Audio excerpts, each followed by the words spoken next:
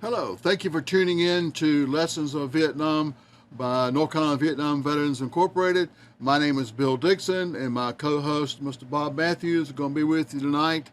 I want to start out the show by apologizing to those of you who have been watching on a regular basis. We were supposed to have the women who served tonight, replay of the symposium we did with North Carolina History Museum.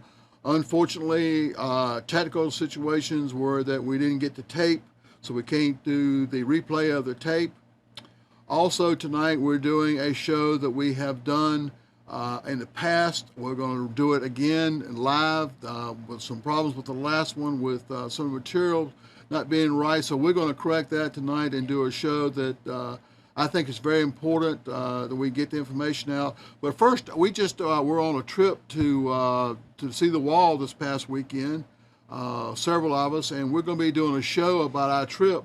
But I want to turn it over to Mr. Matthews here and let him talk to you about what we did and where we went and how amazed we were. Bob, tell us about our last trip to the Wall and to Maryland. I'd love to. The Vietnam Wall in Washington, D.C., as many of our listeners know tonight, is the most visited monument in the world. And one of the nice things about the wall is many people that visit it leave things there to remember their loved ones. And the things are as varied as your imagination. There are things like hot apple pies, cold six-pack of Budweiser, leather jackets, wedding pictures, motorcycles, believe that or not, a motorcycle. Well, what they do at the wall is once a week, the rangers who work the wall, they'll go by, they will collect the items left at the wall, they will catalog them. Each panel, what was left. They can't keep things that are called perishable, but everything else is kept. And then the people from what's called the archive of the Vietnam Wall, they'll meet with the rangers, they'll take custody of the items, they'll take these to Landover, Maryland, which is about 18 miles from D.C., into the warehouse called the archive. And they put everything there and they label it and they store it there. There's over 455,000 items in acid-proof containers under glass, and we asked for a visitation, and we were granted a tour of the archive on the 20th of August. 5 of us went up, and we have left items at the wall in the past. In fact, I'll let Bill get into one item in a moment, what he left there, a special item that has been seen nationwide, as has been documented. We were treated wonderfully. We spent 4 hours there touring the facility. It's something that if you're interested in this part of history, the Vietnam conflict, the wall, and all the after effects about it, you might want to make a note. It's called the Vietnam Wall Archive. It's located in Landover, Maryland. It's open to the public 5 days a week. It's really worth your time. Bill? Well, you may want to call and make an appointment to make sure that someone is there to guide you through, because they do stay pretty busy. But I want to correct one thing. The park rangers pick up things left at the wall every couple of hours. The archives people go over to the park rangers' place about once a week and pick up things, depending on Veterans Day, of course, they'll go more often and so forth. But what Bob was talking about was that North Carolina Vietnam Veterans Incorporated took a special item up to the wall several years ago. I forgot the date now. It's been 10 years or better. It was Veterans Day. Veterans Day about 10 years ago. What we did was we took a barrel, cut it in two, cut handholds in it, chromed it, and put a plaque in it. And the plaque said, "For all the burners on the wall." Along with that, there was also a vase with a rose in it, and we carried it up to the wall and left it there. And normally they pick up stuff every couple of hours, but this particular item, the park rangers left there pretty much all day. And it was really fun to stand around and watch people walk by, and you see the wife look at the husband and look at the barrel and kind of tug on his arm and try to ask him what that was, and see the grin come on his face when he explained to what it was. For those of you who don't know what that half a barrel was, Like at the post that I was at in Long Binh Post in Vietnam, had 55,000 men and women, and there was a flush toilet. I never saw it. Now, I grew up a poor southern boy down in the South, and we had outhouses.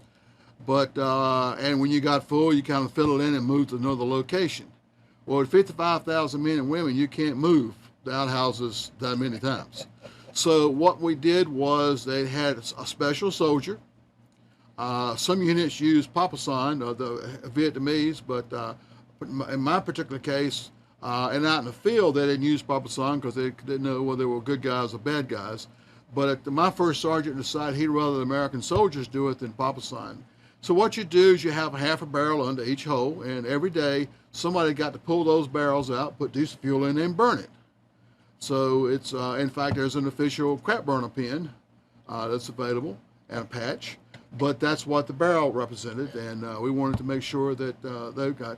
And that's what we went up to see. The vase and the rose has disappeared, but the plaque and the barrel looks just like it did the day that we put it in there, with a lot of our names written inside, the date and so forth, and our date in Vietnam. So that's what we saw in the archives, and the place, the motorcycle is awesome. If you get a chance, in fact, they just changed tires on the motorcycle because I think it's dry rotted. But they have got some really interesting things there to see. Those people put on plastic gloves to handle things. They've got things like a lady who lost her son when the wall was built. She wrote a letter to him once a month for decades. They have those letters. They even have the letter that she received back. She wrote him a letter, and it's stamped, deceased, returned to sender. And I can't imagine her thoughts when she got that letter back. It's never been opened, but they have that, and they have tried to do some research to find out about her and so forth. And there's you name it, there's things that you would not even fathom there. It's a great place, and I've never seen a group of people that seem to care about what they did. The young lady's name was, give us the names and tell us a little about Mr. Felton, if you would. To piggyback what Bill said, it's one of the few places that I've ever been where you absolutely are lost for words. You look at some of the implements, some of the things they've cataloged, and you just stare. The young lady that helped us, her name is Janet Dolan, Dolan. The curator of the museum, who worked here over 30 years, is Dury Felton, Felton. When you look him up, if you do, he's a Vietnam veteran, and he just received an award from Congress for one of the most influential veterans in America. This is his life's work. The stuff, Bob, the stuff that was kind of coming in was just kind of left laying around, and he kind of got behind and started and got this warehouse started and started cataloging thing, and the man's a walking encyclopedia. And if you ever worried or even thought about, do people care about Vietnam veterans, alive, dead, POW, MIAs? Boy, did this reassure your faith. Because as Bill mentioned, you saw people there, a staff of people that really cared.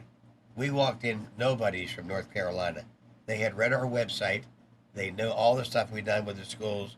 They know we've been back to Vietnam with playgrounds. They knew our history. They welcomed us with open arms, and they asked us questions, and we asked them. It was a wonderful experience. Yeah, they had taken the time to pull some items that were they knew from North Carolina, have on display for us. Right. Letters, a hat with our insignia on it. We still haven't quite figured out who left that hat, but the hat there. And by the way, I can't understand why, as sweet and as cute as Janet is, why she's not married yet.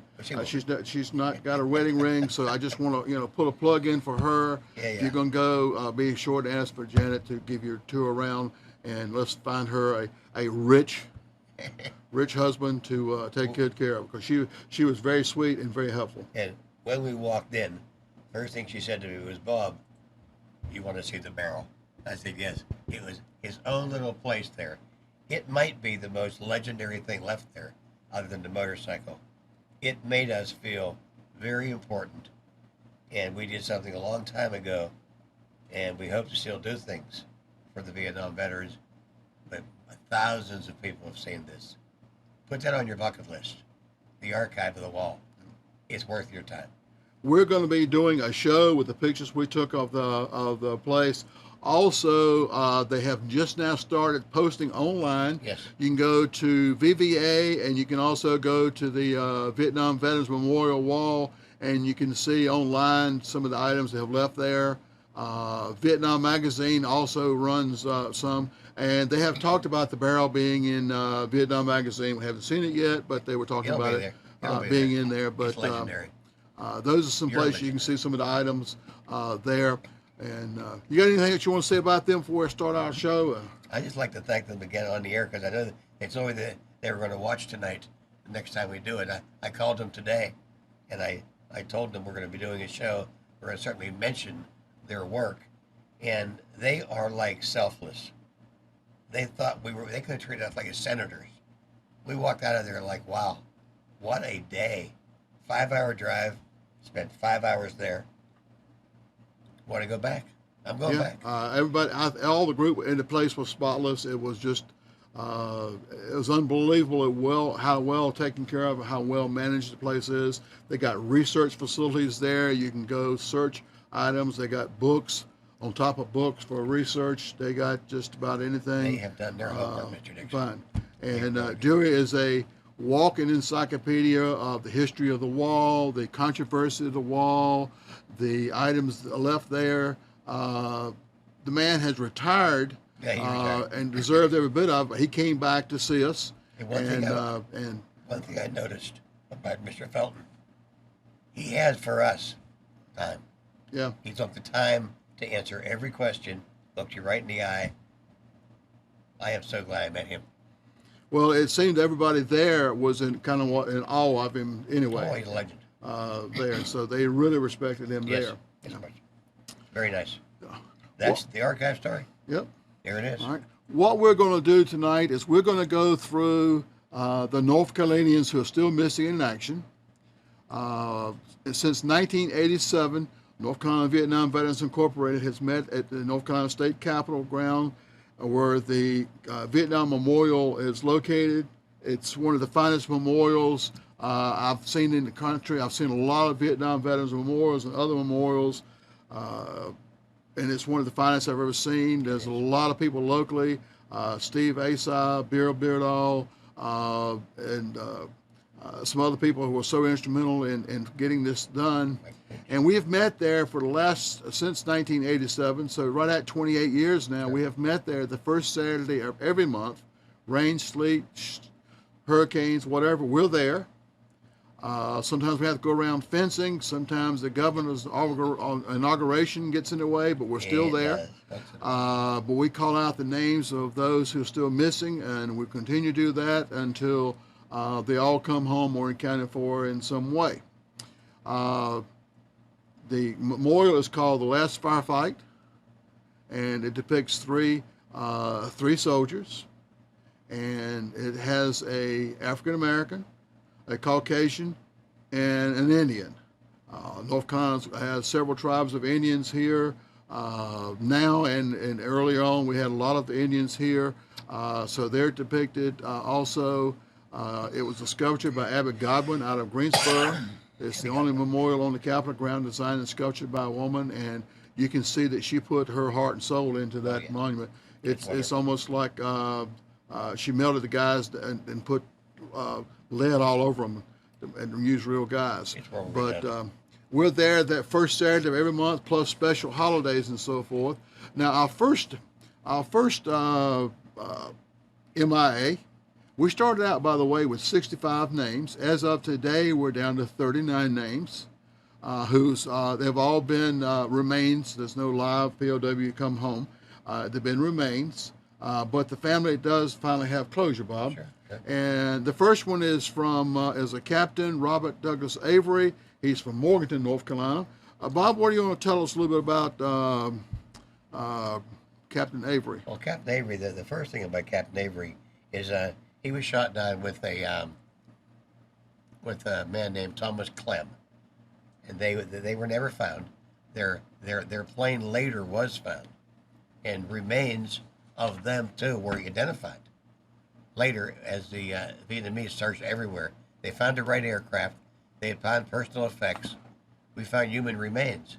But a phrase that keeps coming up, and I think Bill's going to explain this to us, the remains they found, although they knew they were Clems and Averys, they had no DNA potential.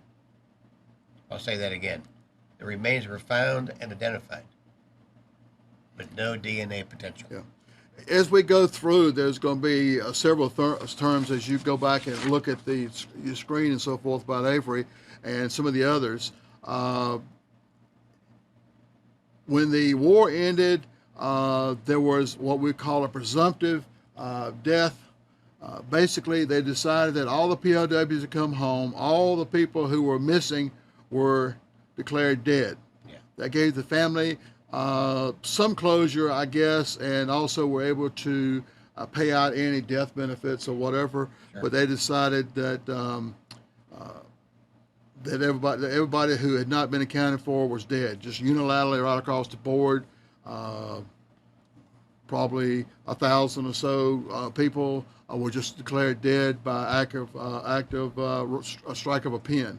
What we're talking about here is they go back to sites. They go back to sites from World War I all the way up to present wars, looking for remains and so forth. When they know there's been a crash or so, they have gone and located parts of the plane. And when they've done that, they have also pulled up remnants of materials like cloth for uniforms, but they've also found some human remains in a bone or something like that.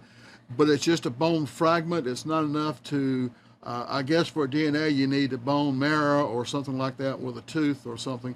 And all they do is find a little pieces of bones, because they sift through this with a fine sifter to find almost anything. It's probably anything bigger than a pinhead they probably can come up with. What Bill mentioned earlier, as far as the families are concerned, during the Vietnam conflict, most people that served in Vietnam took out a $2 insurance policy, and they paid $10,000.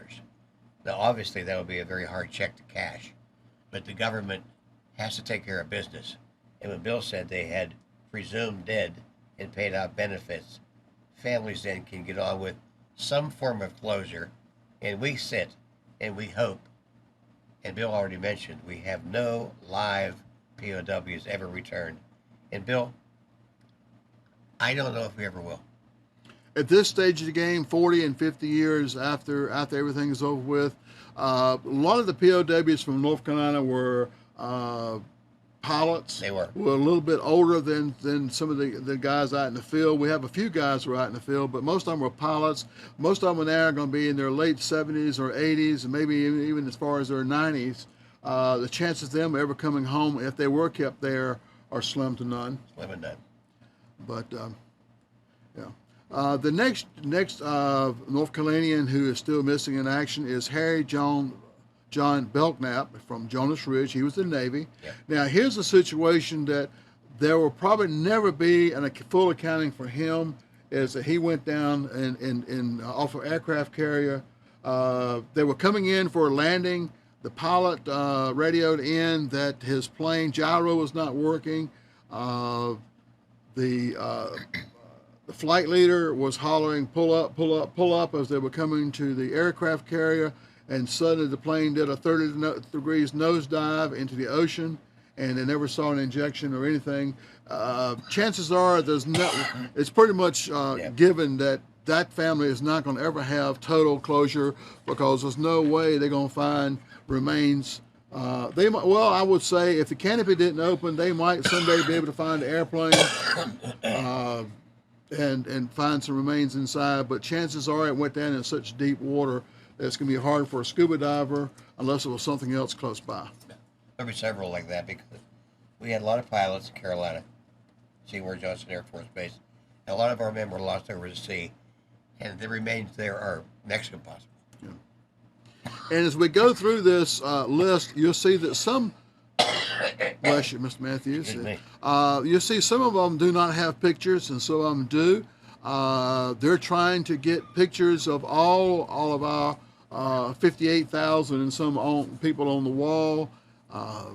So if you know these people personally, high school picture, later picture. If you have a family picture somewhere, they really like to be able to get those pictures and so forth.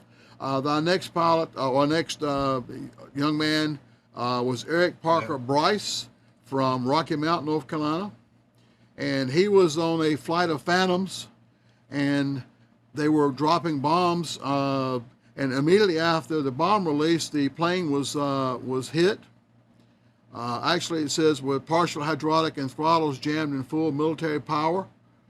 He headed out for open water, but on the way out, the plane caught on fire. They popped the canopy for the guy in the back seat, and he got out. But Bryce never got out and crashed. And even though they have found some of the wreckage, he's never found the body. And they said before, a lot of this stuff is on film because all these planes have cameras. Yeah. He couldn't open the canopy. What a helpless feeling, watching you go down, boom, can't nothing about it. Just have to live with it. Yeah, just think of the feeling in a burning airplane, and you can't get the door open. The next one is Mary Lyman Borden from Goldsboro. And he was also involved in a fixed-wing aircraft. On the third, they were dropping bombs on a group of trucks on the Ho Chi Minh Trail, and on the fourth pass, after the fourth bomb run through there, they were hit, and the plane disappeared and was originally classed as missing action. Although later, review of the circumstances led to the conclusion that both had died in the crash, he and his pilot. And they have gone into and excavated the remains of one of them, Eugene Meadows, who was the pilot of the plane. They've got his remains, but never found Mary Lyman Borden. Well, who was the next one? Well, we got a man named Edwin Dean Brown Jr. Now, he's from Charlotte, North Carolina. And most of you know, as we talked before, the larger the city, usually more people serve from it. U.S. Navy. Now, as he went through here is a junior grade pilot, but his service tour is not recorded, but he was 25 years old at the age of loss. He was a very young pilot. Now, listed him as crashed over land, so there's a possibility sometime they might come up with his remains. He was a fixed-wing pilot, so he wasn't a helicopter pilot. Not a whole lot about what happened to him here telling us this information has not been put on the virtual wall. This information, by the way, is coming off the virtual wall. You can go on the virtual wall anytime and see this information yourself. And another thing I wanted to mention, too, is the finding and even the looking for remains today is big business in Vietnam. They're looking daily, around the clock. They're finding planes. They're finding everything they can, trying to get it back. And JPAC, that we've talked about before with Kerry Turner, they're working diligently. And hopefully, by the time it gets to Hawaii, gets back to the family, we will whittle this down, this 39 down, more and more. And we move to our next one. Yes, and by the way, follow up from our last show with Joseph Hargrove and the other two Marines. We're trying to start a campaign to get those three men a medal, preferably the Medal of Honor, because those three men gave their life so the other Marines would live, and hopefully have more on that story a little bit later on. But we're trying to get in touch with the people that need to be, about some information about putting some people in for the Medal of Honor. We've talked to some congressman's office who said write it up, and they would work with us on it. So hopefully we can get those three Marines recognized for just what they did for their fellow Marines in their country. Our next guy is Franklin Harley Canup Jr. from Concord, North Carolina. Now, he was in the Navy, but he was not a pilot. He was actually a petty officer, second class, and he was in the well, I'm not. I thought at first he was in medical corps, but it's not. It says that here he was mine squadron. So I guess he had something to do with mines, and I don't know whether it was Brown Water Navy. But here's another confusion one. Casualty type, non-hostile, died while missing. Well, if he died while missing, they don't know how he died. Right. But they're saying ground casualty or inland waterway, drowned or suffocated. Now, that covers a lot of territory. He could have been shot and fell in the river or whatever, or he disappeared off the boat. Maybe the boat was hit and he fell overboard and they couldn't find him. That's another... A lot of speculation, some of these. And when you say drowned and suffocated, most of you realize, you've been with us for a long time, that the topography of Vietnam had a lot of water. There were drowning deaths. There were suffocation. Yeah. There were accidental deaths. Yeah. They're still dead. We want to make sure we get through everybody, so we're going to be running a little bit faster on these and less conversation, but you can go back on the archives and do some of your own work we're going to have after the show.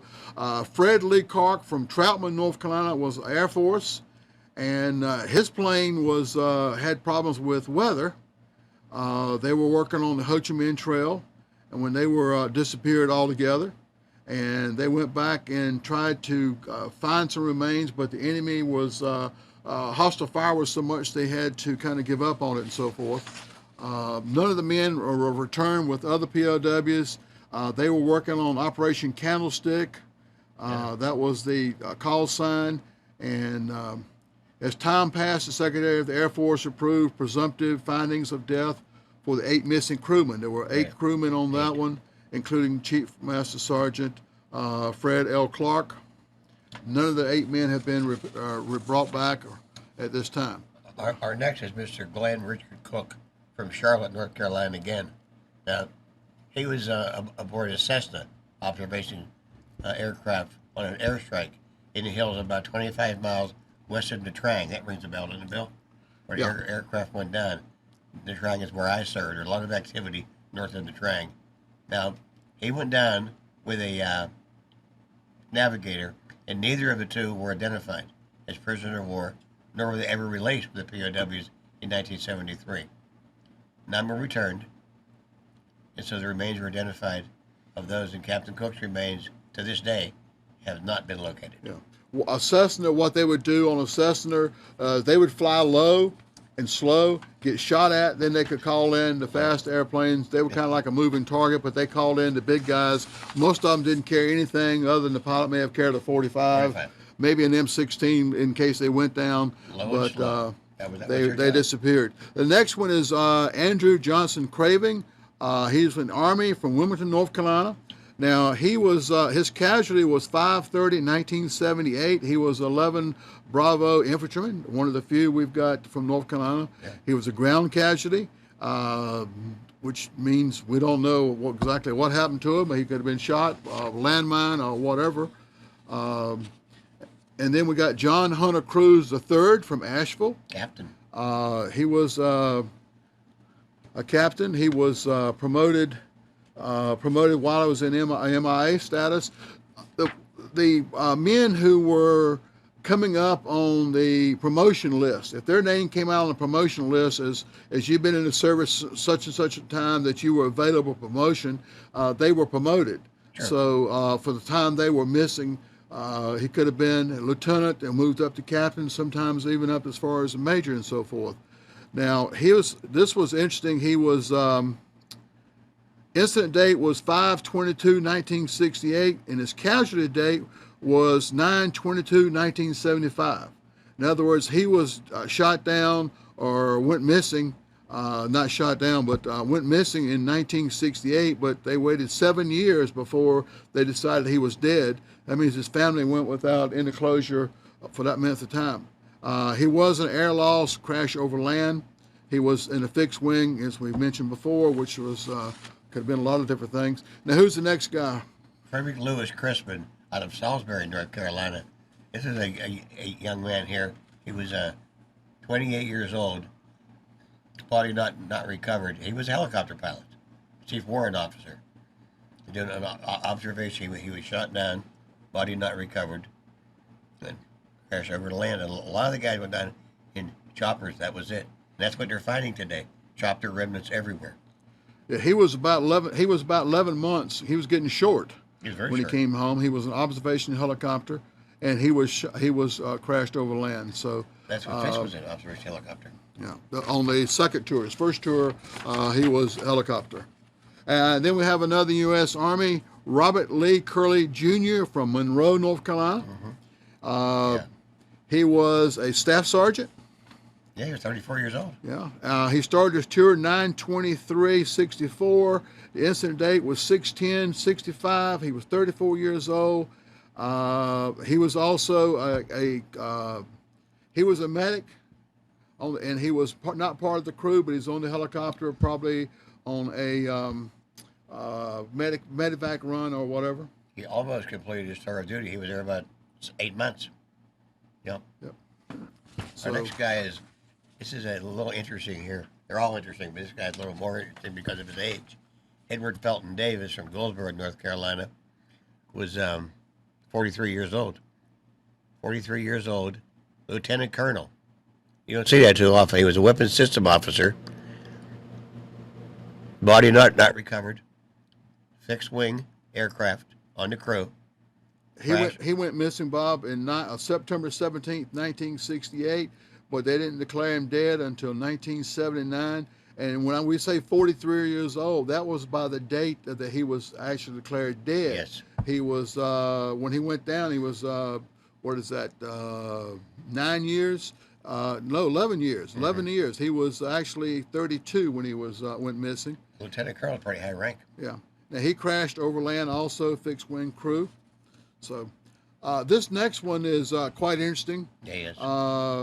If you saw the movie Bat 21, that Gene Hackman and Eddie Glover were in. Danny Glover. Danny Glover, excuse me. Sure. They were in, it had nothing to do with real life. Bat 21 was the lead plane for the Easter Offensive. Had just begun dropping bombs on large North Vietnamese forces. It was at 18,000 feet, and basically the plane blew up. Yeah. There was only one parachute safely to the ground, and that was Colonel Hamilton. If you remember, Colonel Hamilton was the one who the Viet Cong came in so strong that they couldn't get him out, and he went through the golf course. They would give him such and such a hole for such and such a golf course. He was such an avid golfer, and he would make to that point, then they'd send him to another point, and they sent in different groups to get him out, and finally a South Vietnamese SEAL unit with an American advisor finally got him out. And there was quite a few people killed trying to get him out because he was a full colonel with lots of information that they didn't want the enemy to get. Very expensive. Bat 21's crew have never been repatriated, and all total 26 U.S. air crewmen were on the ground. 4 were rescued, Hamilton, Clark, and 2 AH-1G helicopter crewmen. 2 were repatriated, but there were 20 died or disappeared. It may be the most expensive rescue in the Vietnam War. 20 men died trying to get him out, not to mention the other people. Mr. Paul Edwin Gore is next, from what we like to say, Faison, North Carolina, U.S. Navy. Now, the thing about him was he was very young, 29 years old, in the Gulf of Tonkin location. You don't hear too much about that. The Gulf of Tonkin is usually the incident there that's quite controversial. Petty officer first class, died of other causes. Another one of those phrases. Non-hostile, died of other causes. Fixed wing, non-crew. Crash at sea. Yeah. You don't know. It could have been he was on an aircraft carrier and got blown off because of a jet wash or just all kinds of different things. Connie Mack Gravitt. We know that, don't we? Connie Mack Gravitt from Cavell. Cavell, North Carolina. We have been corrected on those pronunciations 1,000 times. I was talking to demonstration. We were doing a demonstration, I believe, in Goldsboro. It was in Goldsboro. Yes, it was. And I mentioned how people reading his name each month destroy his name. And I heard a voice behind me. It's Gravitt, and it's from Cavell. And I said, well, how did you know? She says, I was his sister. I said, I'm his sister. And, yeah. And she was very corrective. That's a good word to put. Yes. He was a non-crew member of a fixed-wing aircraft, lost at sea. So chances are that he will never be coming home. He started his tour September 20th, 1965. His aircraft was shot down 6/17/1966. So he was getting short too. He was very short. But and the next one we have is Frederick Reverend Hall from Waynesville, North Carolina. Waynesville. He was in the Air Force, and we got his picture here. And he was a captain. He was. But he was promoted to captain while he was 02, I believe, isn't that second lieutenant? Yes, it is. Okay, or first lieutenant. 01 would be. I think it's first lieutenant. Okay. His incident date was 4/12/69. They didn't declare him dead until 1978. So he was 34, declared dead. So that was 9 years. So he was about 25 when he went missing. Mid-20s. Fixed wing pilot, lost over land. They decided he died while he was missing. Yep. From Waynesville. Now And I'm going to let you talk about Joseph here. We have talked about this before. Joseph Hargrove, Mount Olive, North Carolina. We've had the pleasure and the privilege to meet his family, talk about his brother. Recently, last week, we went to the wall. All 5 of us that went up, we stopped and went to find Joseph and his brother Lane Hargrove on the Vietnam Wall and paid our respects. Kerry Turner, of course, been on the show 3 times, bringing Joseph home. This is a mission we are on. Joseph Hargrove. Now, if you're going to the wall sometime, go to 1975, where the apex of the wall, where 1975, look straight up from the 75, and you see Joseph's name right there as one of the last. And the incident is the Mayaguez. Mayaguez. Okay, Mayaguez. Oh, y'all don't know how to pronounce stuff. You got it. You got it right. But you know what? Joseph and 2 other Marines were deserted on the island there in Cambodia. Gary Hall and Danny Marshall. Yes. We will never forget you, Joseph. All right. The next guy is Luther Harris Howard from Hamlet, North Carolina. He was in the Army. Mm-hmm. Yes, he was. He was a Spec 4. And we don't have his date of tour, but his incident was 6/30/1967. Drowned or suffocated, which covers a lot of different territory. Ground casualty, died while missing. And I can't figure out if they died while he was missing, how they know who come up with the idea of drowned or suffocated if they didn't know where he was when he went missing. Well, like you said, there's a lot of speculation. Luther Harris, though, it looks like he died the day he arrived, 1967. No, that was a casualty, and incident date was the same. He didn't start a tour. They didn't tell us. He was 19 years old. 19. Drowned or suffocated. Yep. Speculation again. Yes. All right. The next one is Carter Avery Howell from Fayetteville, North Carolina. And it's amazing the guy from Fayetteville goes in the Air Force. I guess he was tired of the Army.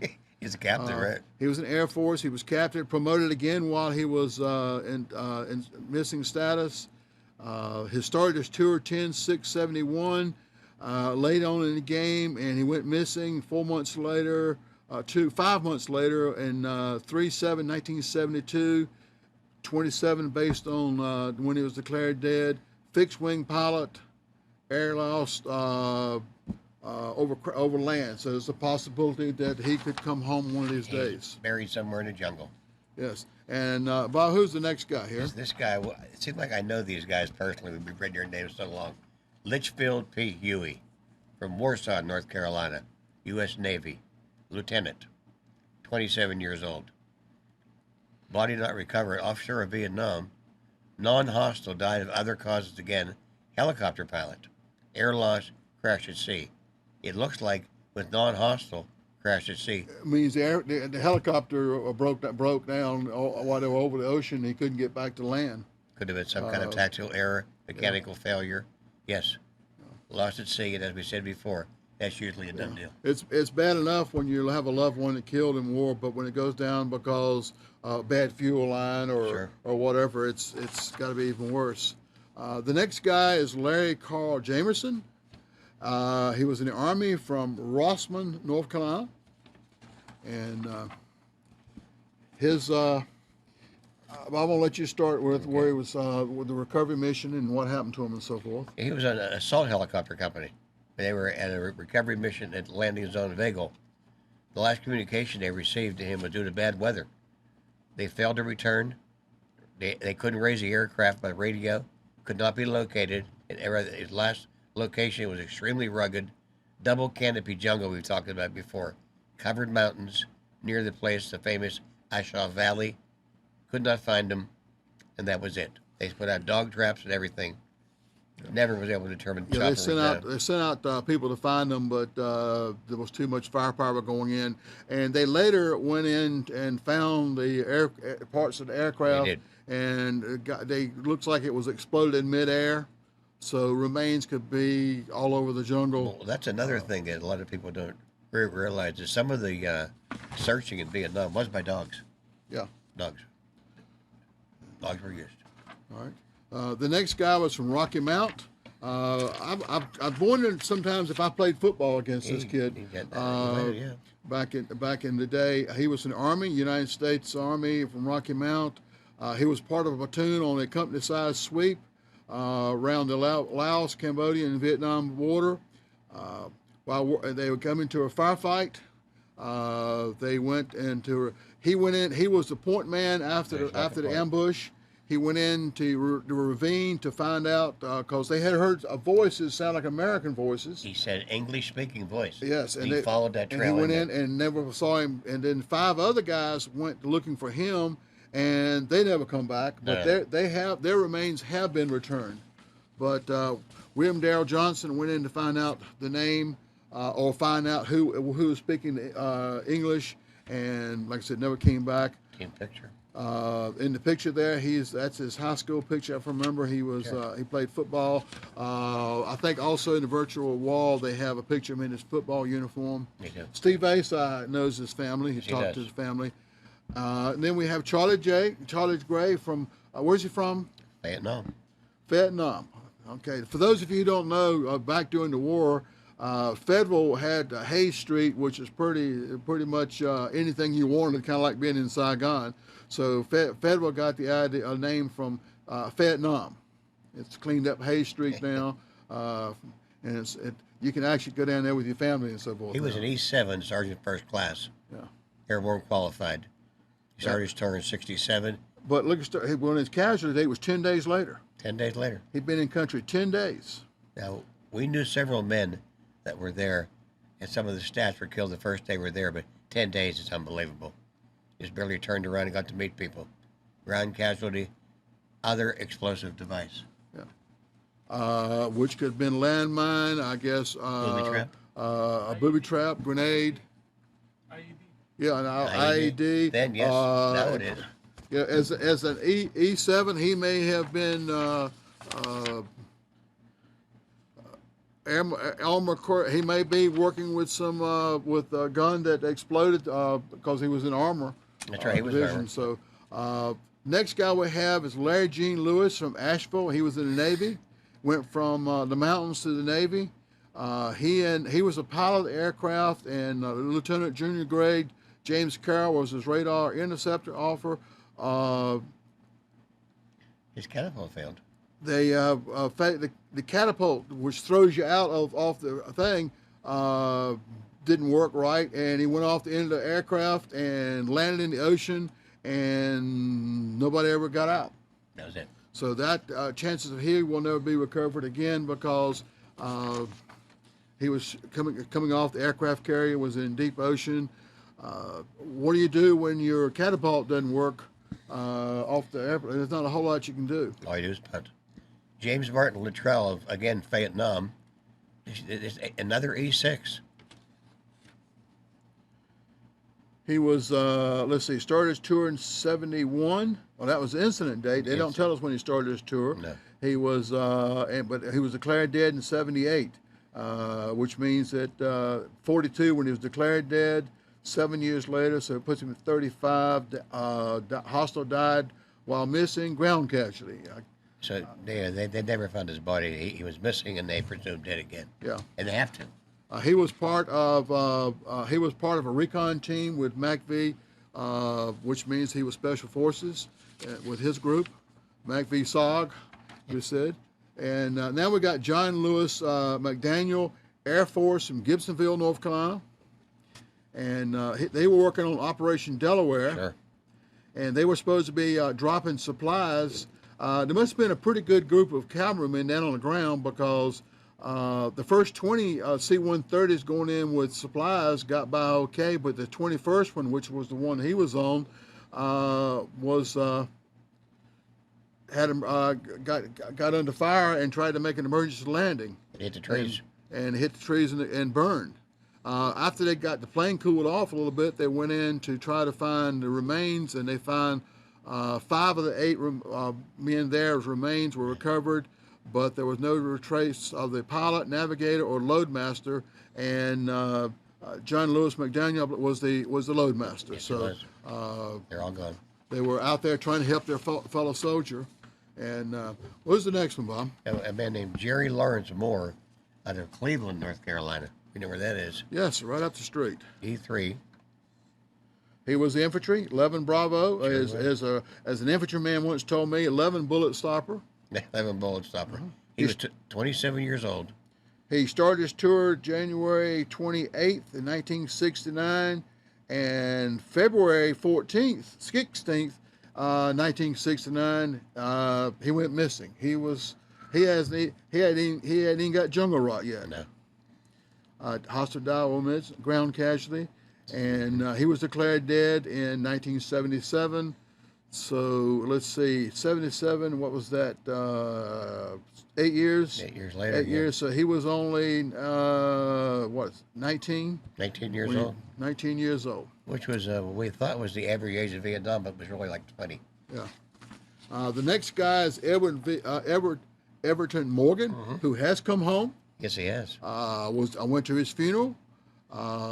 He was the 39th soldier. He was 30. Yeah, 30. He made us down to 39. He was the 40th one we read the names for. He's off. He was on a gunship. Search and rescue operations went to looking for him as soon as he went down, and never could find parts, but they have found some remains and brought him home. So he has finally come home. We were very happy to retire his name. That's a big day. Big day. And the next guy is Larry Cain Marr from Lowell, North Carolina. He was in the Army. He was. He was a pilot. No, he was a door gunner. Yeah, door gunner on a helicopter. On June 30th, 1972, an ARVN platoon and U.S. personnel were inserted to look at where they went down. And within a 100-meter area they searched, which is a pretty good-sized area. Sure. And they found a crash site to a flight helmet to Sergeant Marr, but they never found any remains or anything else. They just found his flight helmet. And so they don't know whether he was captured or just what exactly happened to him, other than he never came home. No. Rough job at door gunner. Yeah. All right. Our next guy was Dennis William Amelia from Smithfield. This is the guy Joe Harsh always reads. Yeah. Yeah. He was flying a Beaver. I think that was one of the small aircraft also. Radar contact with the plane was lost. What happened to them, didn't know where they were going to be spending the night at Bamituit or not, so they didn't immediately go out and looking for them when the plane disappeared. It took them a couple of days to even realize they were missing. And there were 7 men on that aircraft, so it was bigger than a pilot. As they, Sure. But it was several days before they even knew they were missing, and they went in to try to find them. And again, they were placed in MIA status and have not yet come home. So their remains have not been repatriated. Nope, none of them. No. They don't even have any idea where the plane were even searched. So. All 7. Yeah. Edwin David Pogrom from Winston-Salem. United States Air Force, colonel, another colonel. He was a colonel. He was a pilot. Yes. Let's see, he went down 4/22/1968, was declared dead. In 1973, he had been promoted while he was missing, and of course he got older. Died while missing, aircraft lost over land. fixed wing pilot, but not a whole lot of detail on what happened to him or where they would even look for his remains. All right, and the next guy is Robert Milton Staton Jr. of Jamesville, North Carolina, Army, Spec 4, getting down to our ranks now. 19 years old, age of loss. He was with the 173rd Engineering Company, 11/11/1967. That's when he went missing. They got him listed as body not recovered, hostile died outright, gun on small arms fire, and he was a light vehicle driver. I'm not certain what a light vehicle driver did. I drove a Jeep from time to time. I guess I was a light vehicle driver. Look at that photograph. He looks 19. He looks 9. He looks like he's about 9 years old in the photo there. I guess that's his high school. Has to be. High school picture. Sure. And since he's wearing a hat and young man, 19 unfortunately, years old. we lost so many like that right out of high school that we don't ever what they could have been or problems they could have solved. So. William Carl Satin from Goldsboro. Let's see. He was in Air Force. He was an E7. He was a aeromedical. His start tour was 5/7/69. He went down January 28, 1970, over Laos in helicopter crew. The problem with going down over Laos, because they were supposed to be neutral, that the U.S. ambassador would only give about a 12 to 24-hour window. If you couldn't find him in that, you were not allowed to go back and look for him. Laos or Cambodia was very, very difficult. And also, at the end of the war, the soldiers who were captured during the war, either in Laos or in Cambodia, they were not considered prisoners of war like the ones who were captured in or captured in Vietnam. So a lot of the soldiers that came home from Laos only came home because they were transferred later in the war to Hanoi Hilton, and our friend Brigadier General Norman Gaddis got aware of their being there, got a list of their names, and as soon as he got home, he went to the powers that be and said, these men need to come home too. So they were able to get the 5 or 6 that were from Laos there out before they were shipped back. So he may have been a prisoner of war somewhere in Laos and it's just never really made it back. And Norman Gaddis is a legend for what he's done. Then we got another name that has a hard time being pronounced. It's Lucama, North Carolina. It's been called Lucama and everything else. Yeah. It's been a Wilson County boy. I grew up with him. He was in the Army. The aircraft he was in, was brought down by the enemy ground fire. None of the 10 men aboard the Hill were injured in the incident, but they split up. Yeah. Some of them were going to go back to base camp or whatever to get help to come out and get the helicopter, and half of them decided to stay with the helicopter and look after it. While the other crew, while they were at the helicopter, they were attacked. There was a real hard firefight going on there. They had to split up, and 2 of them were killed right off to start with. Sure. The other 3 soldiers established a defensive position around the cemetery, and they were eventually captured or whatever. We're not quite certain. The man who made it back was a First Lieutenant Robert C. Peta. Was the only guy who made it back to the base that was in the helicopter, and then he was killed less than a month later. He was killed a month later. Right? But they've gone back and investigated the site and so forth, but they have not found anything with Sergeant First Class Gubbins or more. So they're all dead. Considered dead. Our next guy is from Concord, North Carolina, Melvin Lee Weeks, United States Army.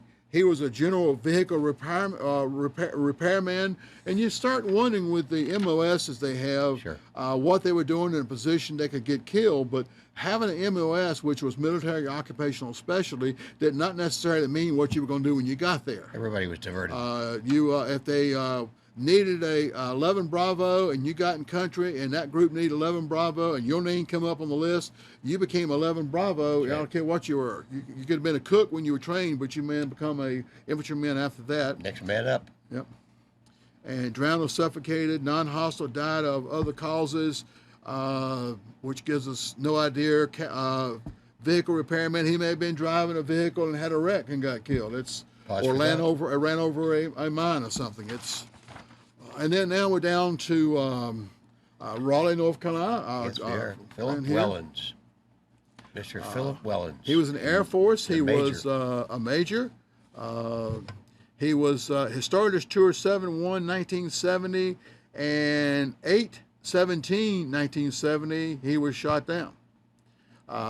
He had only been in the country about a month and 2 weeks when he was shot down. Fixed wing crew, air lashed over land. Body never recovered. Body never recovered. That's a broken record. yes, right. But he hardly even got started good when we lost him. 1 month. And then we have another number. Let's see, 39. Then this was number 41. Yeah. Bunyan Durant Price was our 41st POW and went home. He's home. And wanted to go to that service, but I missed it. He was in a Huey helicopter when he was shot down. Heavy weather forced Huey to divert over the Cambodian border, where they were shot down by enemy anti-aircraft. And 8 men were aboard the helicopter, 4 crewmen and 4 passengers, and they all seemed to disappear. Which again, if you were in Cambodia or Laos, there wasn't a whole lot of rescue there. It's not known whether he was actually captured or just exactly what happened to him, other than he disappeared. That was it. So that's the 39 that's still missing. Hopefully that we'll continue doing this ceremony until we are counting. And you had a list of words there that you were asking for. It's a clarification. Clarification for the people watching. We got about a minute and a half. Sure, I got him. Go ahead and tell us what you got. The first thing you talked about before was when you read no DNA potential. I'm spoiled by watching CSI, where they can find DNA on a thought or a Q-tip. Yeah. They have part of a body, nothing. Well, this is 40 years ago. Yeah. No DNA potential at all. Another phrase was presumptive findings of death. That, like, wave a wand, you're all dead. Yeah. Write a check, you're all dead. And so it saves a lot of paperwork. Body not recovered, died of other causes. Remains awaiting repatriation. Don't quite get that one. Those are people who are still missing. They have their remains. Well, not necessarily. There's a lot of these remains that are on a shelf in Hawaii at the laboratory there, where they either have not been able to do a DNA sample of the family, can't find a family member to get DNA samples from. And some will not cooperate. And some of the families have said no, they will not offer DNA for whatever reason. And some of them are just kind of lost in paperwork. It may be they were put up there, and somewhere along the line their paperwork got there, and now it's just a pile of bones laying there, and nobody's got around to getting back to. Some of our guys, as you mentioned before, they have been captured in Cambodia, where the Khmer Rouge took charge of them.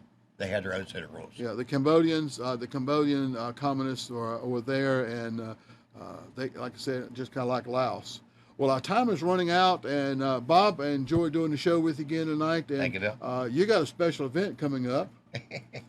Bob is going to reenact his R&R. He's going back to Hawaii. He met his wife Betty during his R&R, rest and relaxation, while he was in Vietnam. He's coming up on his 50th anniversary. I know it's hard to look at Bob and realize he's old enough to have a 50th anniversary, but he is. So young. But he and his bride. I can't believe she stuck out with him for 50 years, but they're going to Hawaii. That's a hard thing to believe. And to reproduce R&R, which is Reproduce. Yeah. We're going to reenact R&R. We made a promise in '67. I said, honey, we'll be back here. It took us 50 years.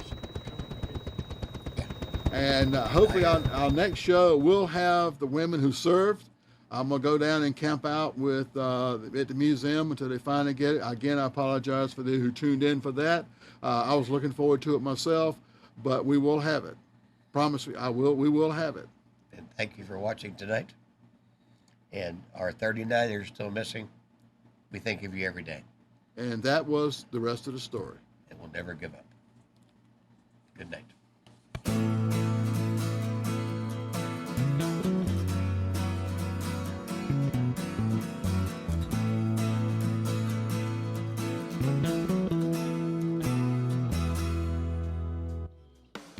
You are tuned to the Nissan Communications Network.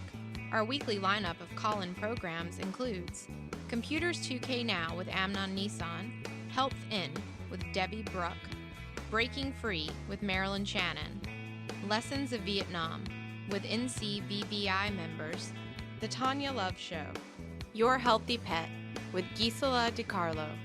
And if you tuned in too late, you can always watch each program in its entirety or download an MP3 audio file of it at www.nissancommunications.com. Sponsored by Atomus.com, makers of quality video recorders and converters for professionals, CarolinaApparel.com, and DeltaForce.net.